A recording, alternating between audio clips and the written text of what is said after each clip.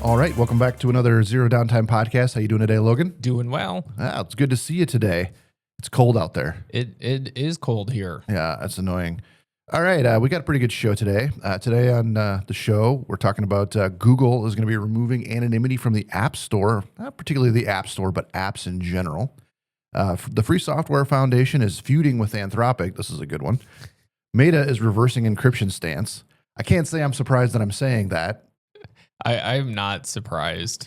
Windows is erasing your data, maybe. And a really interesting story about a guy and his dog and a cancer cure. Sounds interesting. Yeah. But first, the meme of the day. I think it's pretty much not it's relevant to the Microsoft thing, I suppose. It's the most interesting man, and it says, "I don't always delete data, but when I do it on production." If you don't know what that means, it means you're doing it on the active website or whatever. So, how's your week last week? It was good. What happened? Are you going to have one for me this week? Wyatt swam at State Swim for GISL, and the relays placed second and third. Nice. And he improved all of his time on his individuals. So that was fun. Awesome. Attended some state basketball. Yeah. Not that we were going to watch anyone in particular. Who's just in general state basketball? Yeah, we just like basketball. So we went and watched, and Wyatt loved that. This is like high school stuff? Yeah. Okay, cool. Do you know who you watched? Yes, we watched the St. Ed's versus Marquette Catholic. And St. Ed's won. Ah, Catholics. Nice. Jesus was torn on who to choose for. Well, so on Friday, I know you know about this, but I got an interesting call from my, not really a call, a text message. He sends me a text message, my middle son. He says, "Hey, Dad, there's something wrong with my car. I need a new car." I said, so I called him, and he was at school, so he made it to school or whatever. And I said, "Well, just leave the car there. I'll come get it, whatever. It's Friday. It's spring break this week." So I thought, okay, no problem. I'll go and get the car. So I text him, "I have the Ultima for you," like this other car we have that just runs around for A&P, and it's just a spare. Yep. And he texts me, "The wheel fell off." So I get to the school parking lot, and luckily, for whatever reason, the school parking lot was pretty empty. And even my daughter, who's in middle school, said that nobody was at school. So it's because there was all the threats. Well, there were threats, but there was also spring break. And I think people, maybe take a little bit extra time. You get that Friday before, and then you get, because I think they're off the following Monday. Yeah, they're off. So it's like a big old vacation. If you guy wanted to take a spring break vacation, it's a long time. So I spent my Saturday putting this car back together. 2 new rotors, brake pads. We had to do new wheel studs because the wheel studs broke off. So then I've been on a journey to find new rims because, one new rim because the wheel holes are all I was just going to ask, are you really replacing all of them or just one of them? So Oliver got his first grab and go salvage experience. Pay $2 to go on the lot and look around. They only had one car that was like the same year range as his, and the rims were 17-inch, so that didn't work. But Aaron found 4 of them in a place by Sioux Falls. And I thought, oh, this is great. Kristen's going to Sioux Falls. But then I thought, I'm not sending her on a Facebook Marketplace trip. I'm glad that came to you before you're like, you need to stop and pick these up. I said to her, I'm like, "Oh, hey, I think there's a guy by Sioux Falls that's got rims." She's like, "Are you going to send me there?" I'm like, "Yeah, I think he said we can't go there until after 6 p.m. on weekdays. And I'm not sending you on a Facebook Marketplace run at 6 p.m. on a weekday." So how was Oliver? Was he almost parked when it fell off? Yeah, I think he was parked. You could see he drove a little bit on the rotor. The rotor had a flat piece on it. So yeah, like I said, 2 new rotors, new brake pads. I don't mess around when it comes to brakes. Well, that's pretty smart. But then we found, we just got this car for him just recently. Yep. And the place where we bought it from said that they put new-ish tires on. Yeah, this is the classy kind of establishment I purchased from. And when Aaron was going around checking the rest of the lugs before we loaded it on the top on the trailer, almost all of the lugs were loose on all the wheels, and he hadn't probably driven even 100 miles. So it means whoever put the tires on didn't torque them correctly to the spec, right? 110 foot-pounds or whatever. So yeah, lesson learned. Yours is a lot more of a story than mine. Also, So I think you know this. Some of the employees at A&P are going to be going to Japan in May, just on a fun trip, and they invited me to tag along for some of it. And so I've decided that I would take Ethan, who works kind of off and on at A&P as his high school schedule allows, and so with that, I've decided that I'm going to try to start learning Japanese, at least a little. Yep. Not like I know by May I'm not going to be able to be proficient in Japanese, but to be able to say yes and no, and I want that and I want this, that kind of thing. Yeah, that's kind of what I want. So I've started my journey, and as you know, Duolingo kind of is. I have a bad taste in my mouth for Duolingo because of all the AI and all that, and I think it's missing the personal touch. I did try the first series of Japanese on Duolingo, and it was fine. I would learn how to say rice and sushi. I mean, sushi's pretty easy. Yeah. But I did learn my new favorite Japanese word. And what is that? And I'm only like 3 or 4 days into this journey, and I know, and it's a word we use. So I find, like, studying Spanish. So this would be the third language that I'll be able to say some words in. Yep. I'm proficient in English, obviously, and I'm okay in Spanish, and I'm really terrible at Japanese. But in Spanish, there's a lot of words that overlap in English, right? Mm-hmm. In Japanese, it's just not the case because it's all different, right? But there is one word that we say, that they say, that means the exact same thing. Any idea? No. It's the word for a little bit. Skosh. When I heard that, I was so excited. I mean, that's the one word I'm not gonna forget. That's the only thing you're gonna say the whole time you're there. Well, if I could learn how to say a skosh more when it comes to sushi or something, that'd be fine. True. All right. So Google's no longer going to be. So right now, there's a thing on Google that lets you sideload applications. Are you familiar with sideloading? No. Okay. It's one of the reasons why I choose to develop for Android first, and then I choose to develop for iOS later. So whenever I'm building an app or anything like that, always Android first, because installing applications and running applications are way easier on an Android phone. For example, I could go online and I could find what's called an APK. There's a new style now, not that there aren't APKs, but a similar idea. It's a package that lets you install it on the phone or on the TV, and you don't have to go to the App Store. Okay. So you can do the same thing on iOS, except you have to be a registered developer with with Apple, and you have to have your key and all of that, and your phone has to be configured for it. Whereas if you want to sideload an APK, all you have to do is turn developer mode on the phone. You don't have to tell Google or ask Google's permission, and then allow like USB loading, and all of a sudden you can use this command called ADB and install the application directly on the phone. You don't have to ask permission from anyone. Well, that's nice. Yeah, it's great, right? Well, so I didn't write this in the notes, but Amazon recently started blocking sideloading on Fires because of all of the illegal cable applications. Okay. Or other movies or whatever. Yep. And so Google is claiming that this is going to be something that they're doing because it's of security, which of course I don't believe at all. Right? Yeah. So from my notes here, Google's tightening control over Android app distribution, but is not fully removing sideloading. The company says sideloading will remain, and the Android chief recently said it's not going away. What is changing is that Google is pushing a new system where developers distributing apps outside the Play Store will need to verify their identity and register app stores.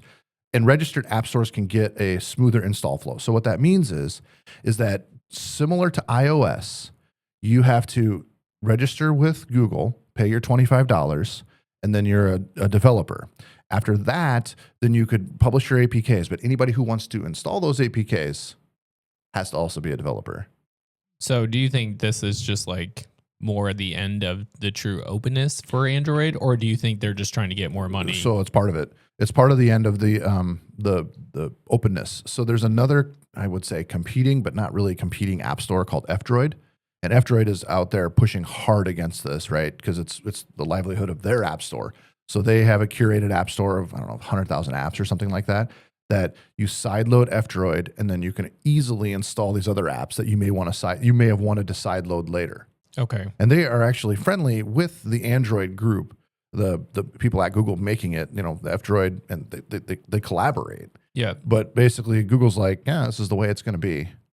And Google used to have this saying, it was always be nice or something like that. Yeah. And it's turning out that that's changing pretty rapidly, especially when it comes to the openness of Android. And why I've enjoyed developing on Android versus developing on iOS is just the ease of doing it. So the rollout's going to start in September 2026. It's going to happen in Brazil, Indonesia, Singapore, and Thailand. And then from there, it's going to be broadly expanded across the rest of the countries. And like I said, Google said that it's to prevent malware, but malware gets in their own store. I was just going to say, you feel like it could happen almost in any app. I mean, when you think about Google and the openness of Android allows you to put different keyboards on. It's harder on iOS to put different keyboards on it. Not impossible, but harder. Like the malware attacks that we've seen in Google have been overlaid keyboards, like invisible overlaid keyboards. Okay. So they'll install the app. It doesn't do, but it installs a fake keyboard that you can't see. And so when you go to log into your bank, boom, they have the creds to log into your bank, right? And or anything you type. It happens in the Google Play Store all the time. So them saying it's a security thing, I really struggle with the idea that they think that that's true. Well, that's why I wonder if they just want more people to give them $25. Well, maybe, but how many? So I sideload apps all the time. Okay. Sometimes I'll sideload apps just so I don't have to go to the app store and type my password, because it's more convenient to sideload than it is to install from the app store. But I am sure there's a lot of people that wouldn't even know how to do that. Correct. Yeah. There's probably a large. I mean, I'm sitting right here. Well, probably a large subset of anyone who even uses Android probably doesn't know it's possible. Yeah. But there's for example, IPTV Smarters is one of the apps that I like to use to watch cable. Yep. It doesn't come with any cable, right? It is not in the Google Store at all. So it has to be sideloaded on the device that I want to watch TV on the TV on. Okay. But it provides no illegal streams, no malware, no nothing. Because that is just it facilitates you to be able to add credentials to watch whatever you want to watch. Yeah, I want to add credentials to watch TV. Yeah. It's simple, right? And that app on Android has to be sideloaded. Also, if you think about if you're a government or a government of another country and you have a small subset of applications that you want your users to use that you've made, then you just want to sideload those. You don't need to do anything fancy like a big MDM or everything. You have them come to your office, you sideload this application, now you have it on your phone, and I don't have to ask permission from anyone. So you just mentioned, I know you use that IPTV app. You can't get that on Fire Stick anymore? So the new Fire Sticks are disabling sideloading. Okay. Yeah. There's other ways to do it that don't require an Amazon Fire. Okay. So yeah, I won't get into all that, but yeah, no, it's possible to still do until Google locks down. Because I mean, the developers IPTV Smarters, I think would probably. I mean, they have an app in the iOS store. Okay. So they've obviously given over their ID, because you have to do that to get in the store too. You have to give them your ID. Yep. So they'll do the same thing for Google. Yep. And still continue sideloading. So do I see it completely detrimental? No, but if I'm a security researcher, or if I am somebody who, like I say, built some kind of app that I just need to sideload on a few side phones, it doesn't make any sense for me to pay Google any money to do this. Yeah. And effectively, it gets rid, like you said, of the openness of Android.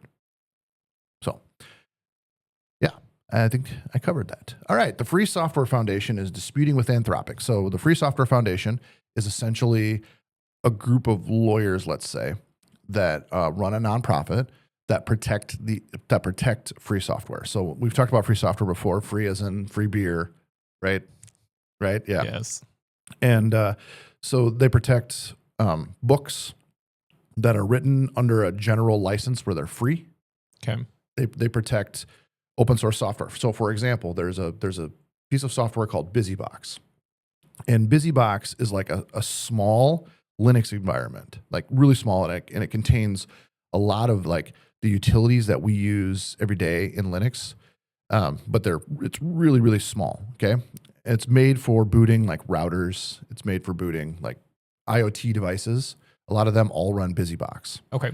And BusyBox is GPL. It's an open license, a free license. Anybody can use it, but the rules are, if you modify the software in any way, you have to give it back to the community for free. Okay. That's all part of the rules, right? And so what the Free Software Foundation will do is they'll get somebody that says, hey, this particular router manufacturer modified BusyBox, but didn't release it to the community. So the Free Software Foundation will say, hey, router company, fix this, or we're going to sue you because you agreed to this license when you used it in your router. And a lot of times the router company will comply and they'll release the tool chain and all that. So that's like a 20, 30,000 foot view of what the Free Software Foundation does. Okay. All right. So why are they feuding with Anthropic? Anthropic is the creator of Claude AI. We've talked about them on the show, pretty much every show. So because they're such a big thing, especially in the software development world. Anthropic and Claude are just being used. For example, I saw this morning. Remember how I told you a couple episodes ago where we took the ESP32 and we jumped over the code to do the activation. Yep. And ChatGPT refused to do it, but Anthropic did it. I just saw another example of that today where it was like, hey, write a hack for this. And ChatGPT just refused them. And Claude goes, yeah, here's the C code. Just go ahead and run it and it should take care of the problem. So anyways, that's why. Is there ways for people to, like if their programming was better, like it wouldn't be a work, like Claude wouldn't be able to work around it, or you're just pretty much SOL? Yeah, I mean, the thing is that I always look at when you do licensing and all that kind of stuff, it's a bolt-on, right? It's not going to be the base layer of the software. There's always going to be some way around it. Okay. Right. Sorry to get you off topic. No, that's fine. Not like I don't do that anyways. But yeah, no, the thing about any kind of licensing, I think the thing that makes licensing harder are like multiplayer online games. You know, then you have to like be able to more prove validity of the software. But if it's just like, I want to run AutoCAD on my computer and I don't want to pay whoever makes AutoCAD, the company, then you find a hacked version of the software, or you work with Claude to inject a DLL that prevents the licensing code from running, right? It's just the way it is. Yep. I'm not distributing the software. I just want to use it. Yep. Okay. So the dispute over with Anthropic is how they train their AI models. The claim comes from a broader lawsuit that was brought in front of a court, Bartz versus Anthropic, and it accused the company of training their model on pirated books from this place called Library Genesis. Never heard of it. Must be a place to download pirated books. I have no idea. But part of the settlement was that the copyright holders were notified if their book was used in the training data set. So the Free Software Foundation was notified that Richard Stallman's book, Richard Stallman is the creator of GNU, and GNU stands for GNU is not Unix. And it's, so what GNU is so we've talked about this kind of before too, but Linux is the kernel and all the utilities underneath it are usually made by GNU.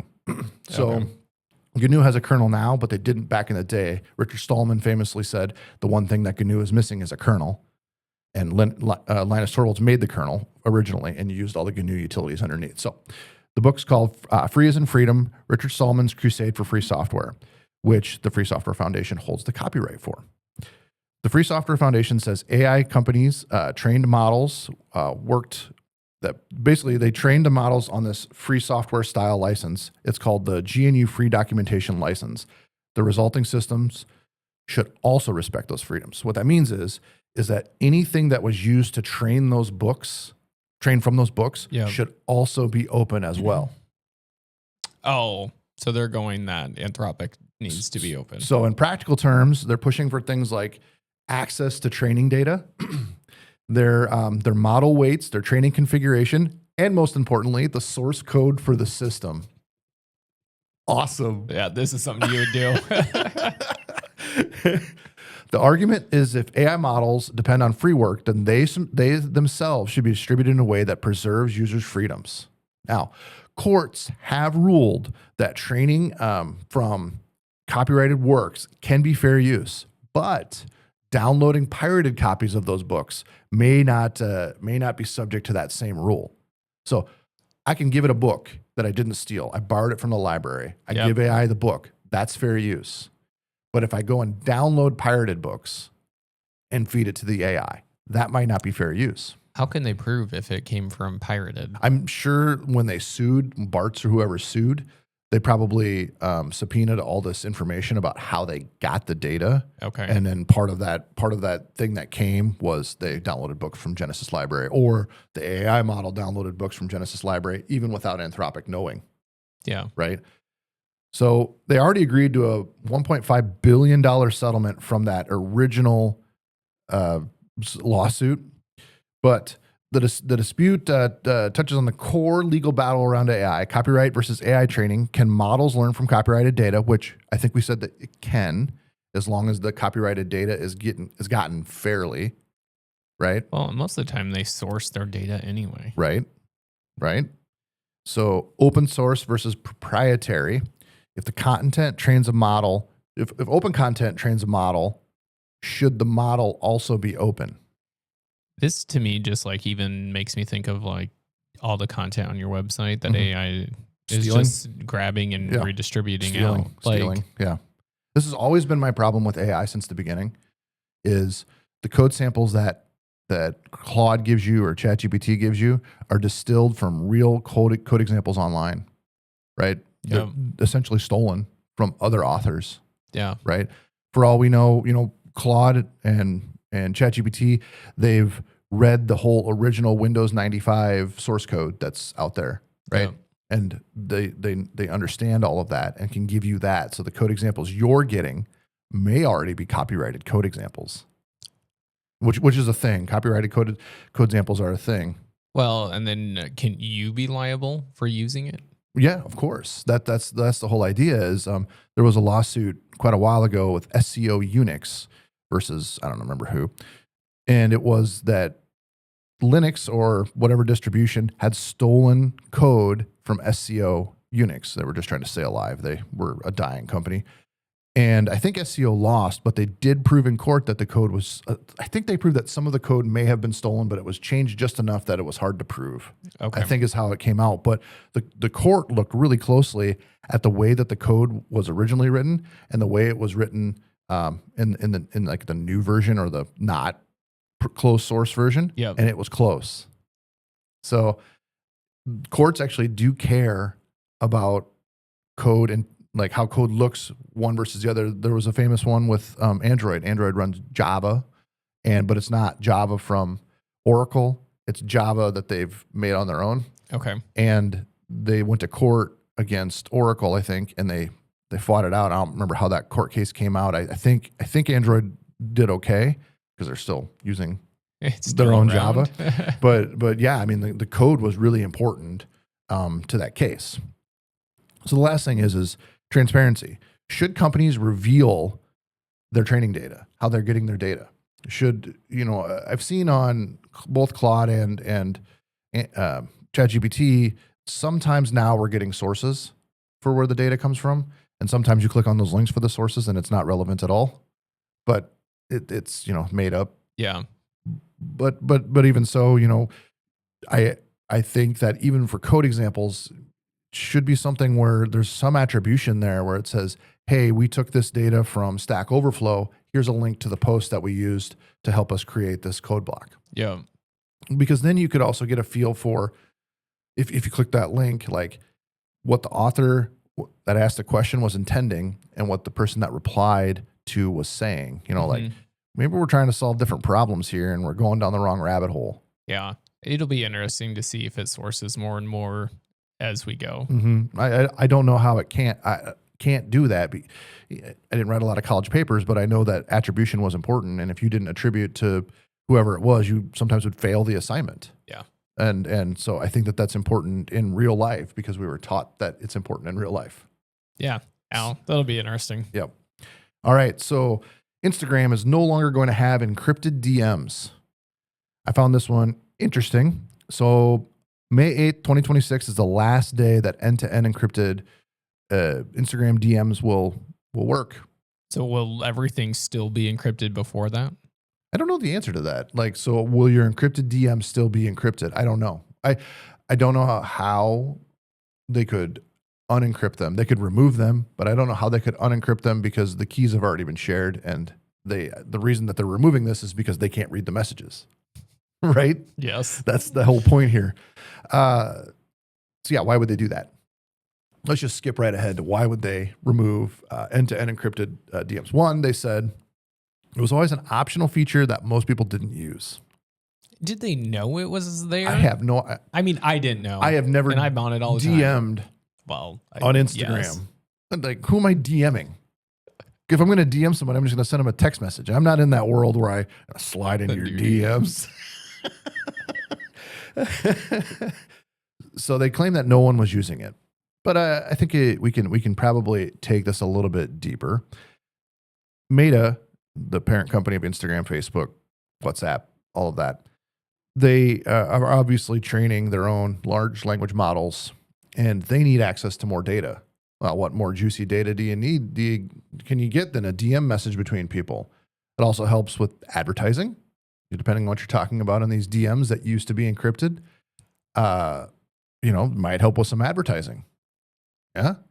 Could get some fun advertisements depending what your chats were about. It also, they say, claims helps with safety, so they can moderate the DMs, which like I say, I don't send DMs, but what are you moderating? Turning it into the cops? Is that what it is? Well, that'd be about the only thing why they would want to moderate, I guess. I don't know. I don't get it. It's confusing to me. I just think they want data to train their AI model. They just want more data. Yep. Yeah. Well, it's no different than what we talked about a few episodes ago with WhatsApp and asking for your email address now. Right. Yeah. They just want more connecting points for you to sell you more stuff or to put more ads in front of you to give more value to the shareholders. But I don't think that we should, pick on Meta and Instagram alone. A lot of these providers are shifting towards this model of unencrypted DMs. Now, we have a few that are shifting towards it. So we have X, which is shifting towards end-to-end encryption. They were unencrypted, but they're switching to encrypted. That's the only one I could think of. Yeah, I mean, I didn't even know who was even left to have it. So Facebook has encrypted by default end-to-end messages. Okay. Um, So I'm surprised that they're switching Instagram then. Yeah, I don't know. I'm guessing Facebook will come to follow. Well, Facebook just started. Oh. Yeah, so that's why I find it interesting. So just probably a year ago, it was really easy to sync your Facebook messages across like your phone and your computer and all this. Yeah. And now it's like you have to reload sometimes Facebook to get your messages to load again. Yeah, it's they because want a PIN and everything. it's because of the encryption. Okay. And that's why. And it makes sense when you think about it. Keys change, like all of that changes. And so in order to get it correct, you have to refresh. But anyways, so Facebook switched towards them. Instagram turned away. I don't know. I don't understand all of this. Why you would, like you said, it seems simple enough to leave a system in place that's already working. And it doesn't cost the developer a lot of time to keep this piece that just works. Yeah. Like it doesn't, unless you're literally just wanting to capture more private data about someone. And why Instagram specifically? Why, like you said, why not switch Facebook? To me, it's just like they're wanting like a generation. Oh, a certain age group of people. Yeah. I mean, each one has like their own sets of age groups that are on it. Yeah, you could be It'd just be if they're trying to capture more of that, which is, I mean, young college. Yeah, is really where they're at probably right now. Mm-hmm. It could be they've got all the training data they need from the boomers. Serious. I mean, if they just turned Facebook on, you'd think how long you've been on it anyway. All right. So Microsoft is confirming a Windows 11 bug. So, and it's actually a serious bug. It actually makes your C drive inaccessible. Really quick question before we continue. Yeah. Do they normally not confirm bugs? No, they do normally confirm bugs, but a serious Windows 11 bug. Okay. Basically makes your computer not work at all. Oh. So you're a Mac guy, so you don't probably understand Windows very well, but C drive is usually the root of your hard drive. So that's how you boot. That's how you do all of your stuff. So the affected users are suddenly seeing C drive is not accessible. Access denied. If this happens, Windows can't read the files from the system drive. Apps like Office and the browsers and stuff won't launch. The system can't run admin tasks, install or remove updates. Since the system drive usually contains the OS, most programs, and the machine itself becomes unusable. Microsoft investigated it, and they say it has nothing to do with the Windows update. However, I'm going to put a little star on that here in a second. They said it was instead triggered by the Samsung Galaxy Connect app on some Samsung PCs. The bug mainly appears on Samsung Galaxy Book laptops, some Samsung Galaxy desktop PCs running Windows 11 version 24H2 or 25H2. The problem appeared around February 2026 update KB 5077181. Okay, so Microsoft says it's not their problem. We got it, right? Of course. Of course. However, it happened after they pushed a system update. I was just going to say, you just said that it was after an update and then that it didn't have to deal with an update. Sure. Was it an incompatibility between the Samsung hard drive and the Windows update? Probably, right? Is there a fix? Good question. Microsoft and Samsung responded by pulling the Galaxy app from the Microsoft App Store to prevent new installs, and it's working on fixes with Samsung, publishing the issue on the Windows-related release health dashboard. Possible workarounds include booting into safe mode. I'm going to tell you why a lot of these won't work. Uninstalling the Galaxy Connect app, roll back the February update, restore from backup, or use recovery tools. And here we are. Unfortunately, some users reported limited recovery options once the system locks them out of the drive. No doy. I was going to say, if you can't get in, what options do you have? Everything I just read to you, probably not possible because the C drive is inaccessible. The only way you could make this work is if you had a system backup stored somewhere else. You mean like a full image? Like a full image backup that you could roll your computer back to. Now, luckily here, I don't think there's a lot of servers out there running Samsung. Probably not. Like a Samsung server. I don't think. I've never seen one. It could be, I mean, short of the laptop that's sitting in the corner with the sign on it that says, "Do not close. This is a server." You have seen that? Of course. Oh, So this bug is severe because it hits the system partition itself. Losing access to the OS drive means Windows can't load files, applications fail, admin privileges can break. In short, the PCs behave like disk permissions are corrupted. Yeah. So not a Microsoft bug, but Microsoft made it appear. I mean, this sounds like a problem. Yeah, it sounds like a pretty big problem. And it goes back to what's become a theme of Zero Downtime is Microsoft is using the public to test their patches. They aren't testing them internally anymore. They're just throwing them on us and let's see what happens. And then we'll roll back. Well, how did they know the Samsung devices would have issues? Well, I'm sure that the team that they actually have that's supposed to be doing the testing is really good at what they do. Probably. And so they probably figured it out right away. You know, somebody called up Microsoft because somebody with the Samsung laptop is paying for Microsoft support. I don't know. I'm going off on left field here. Anyways, and so the really good team decided that they could look it over, and they found that it was the Samsung Galaxy Connect app. Well, I mean, you might think twice before buying that Samsung laptop. Maybe. Or using Windows. There you go. All right, I got one more for you. I found this one pretty interesting. Now, I want to put a star on this one too and say, I'm not telling you that I'm in favor of any type of vaccine, yes or no. You can probably go back on previous episodes and figure out where my stance is. Okay, an Australian entrepreneur named Paul Cunningham. I would say that's Cunningham. I think you're right. Yeah.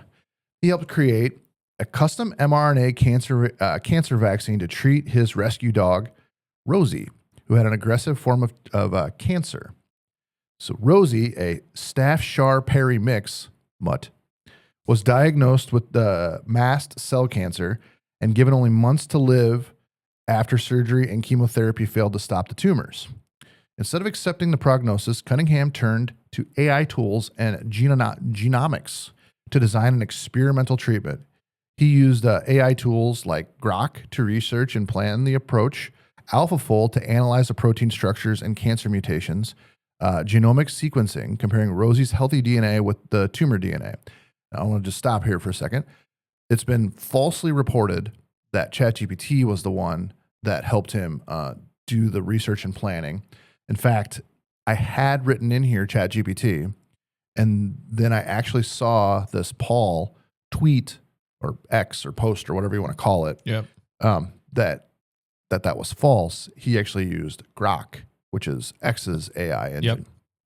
So I want to be clear to anybody that maybe might watch this snippet. I did the fact checking on this to make sure I knew what AI engine that he actually used.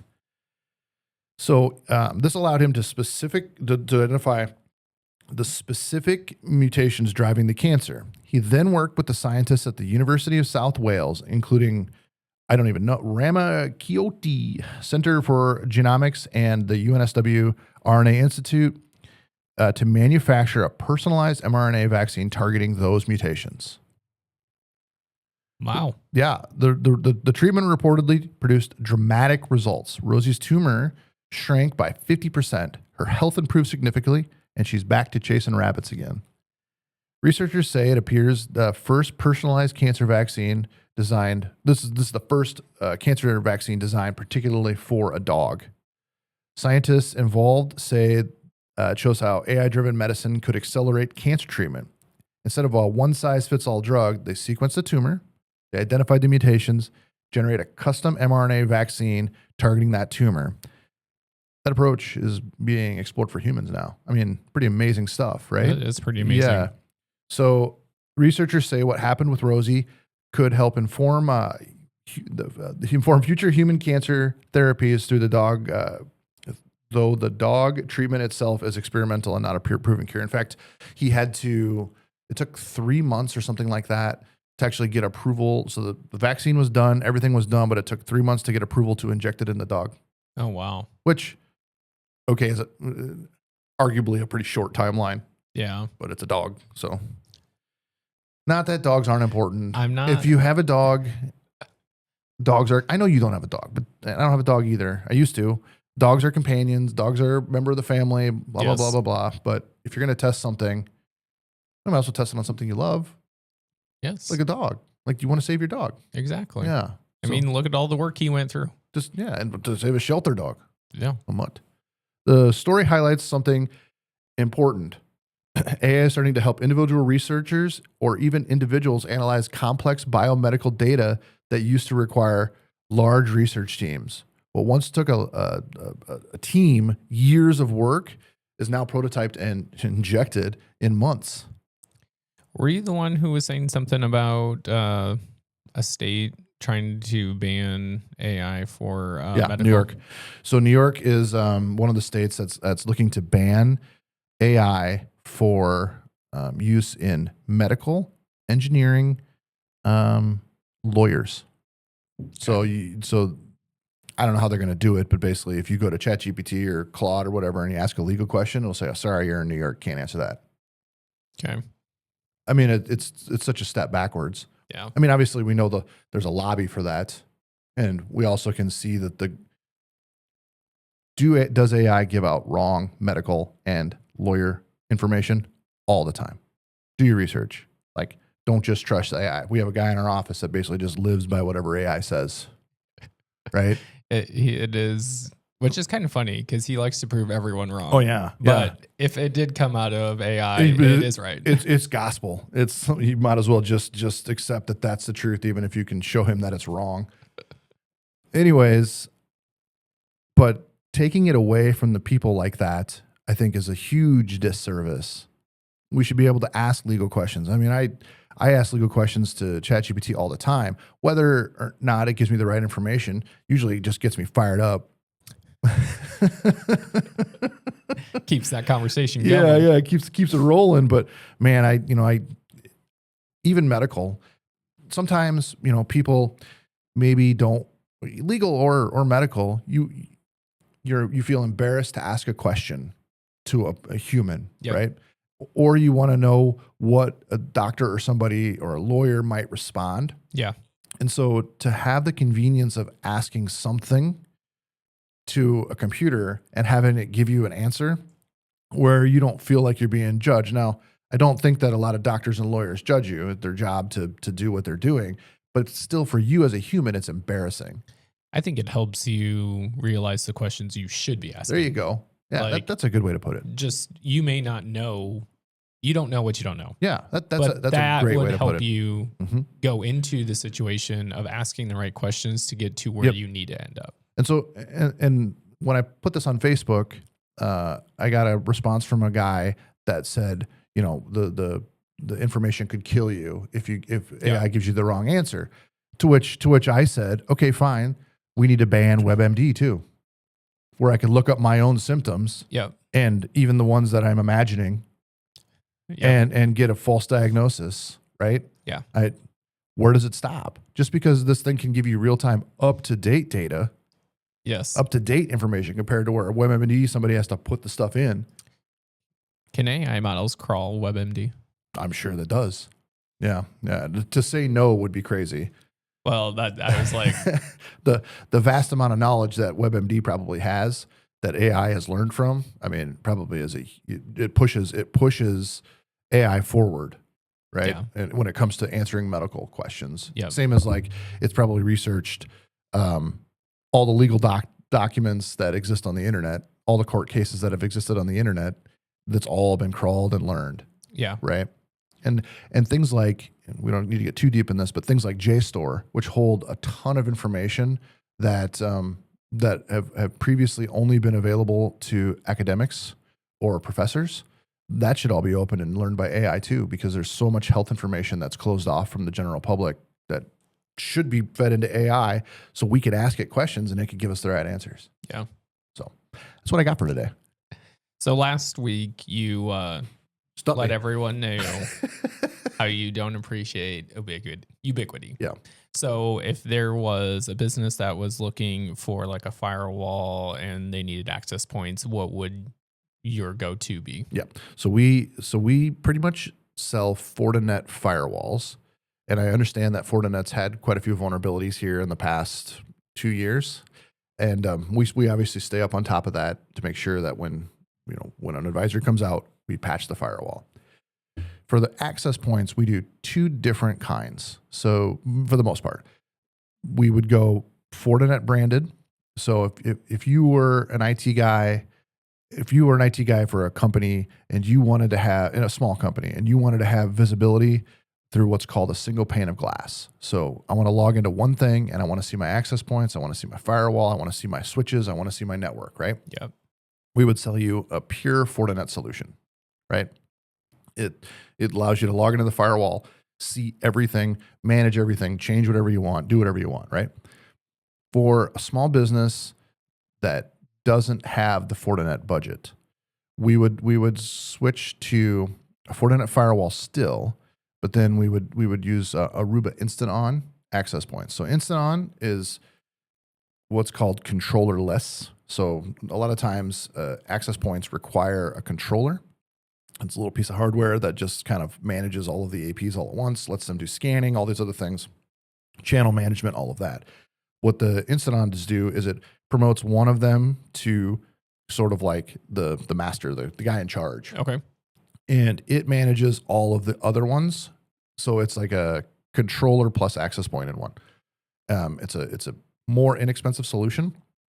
Still has great coverage, works great with guest networks. We have large networks that use Instant Ons. Like there were a time where we were an Aruba shop and we would have put Aruba access points up, like Aruba enterprise access points. Yep. So Instant On aren't what I would call enterprise class, but we would put up the Aruba enterprise class and there was no stock. We couldn't get them anymore.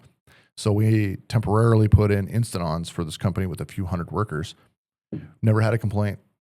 That's awesome. Also, never switched them out either. Still running them. I think we're slowly switching them to Fortinet now. Okay. The Fortinet. So I'll be honest. When you get up into the enterprise class equipment, configuration, changing stuff has dramatic effects. So when you think about putting an access point up, you think about, I'm going to hang this access point. It's going to say A&P, and I'm going to connect to it. I'm going to go to the internet. Yep. There's so much more to that. And when you put the enterprise equipment up, the knobs and everything that you can turn to make it work right are huge. We have a customer with a few hundred of these access points spread across multiple buildings. It took me over a year to twist the knobs correctly to get it so it works. It just works. And some of it is we shut off some of the newer technology and leave some of the older. So, or we shut off the really old, we keep the middle technology. So, I had a customer ask me the other day, should I turn on Wi-Fi 6? And it's a spot with lots of brick walls and stuff that it's not gonna punch through very well. Wi-Fi 6 is good, it's fast, right? But it doesn't punch through walls. And I said, no, I think we just hold it like the rest, shut off Wi-Fi 6, leave 5 AC and N, shut off 2.4. Because with 2.4, you can't hold as many people. And with 5, you can. With Wi-Fi 6, you can hold even more. And I would say, if it's going in a gym or an auditorium, turn Wi-Fi 6 on. That's fine because you're not trying to punch through the walls. You're trying to just feed the auditorium, and you need to be able to fit as many as you can. So anyways, long story short, if it's more of a budget type place with not a lot of people that we need to support, Fortinet with Aruba Instant-On. And our switches, we would also use Instant-On switches as well. So to feed the APs and all that, we'd use Instant-On switches. For a more enterprise corporate network, we would do Fortinet all the way through, unless the customer had some sort of weird, different requirement. Yep. So Fortinet firewall, Fortinet switches, Fortinet APs. Perfect. Yeah. That's all I got for you today. All right. Well, I hope everyone has a good week, and subscribe, please. Comment, follow. Comment, follow. Please tell me I'm stupid, because that was like the best weekend ever.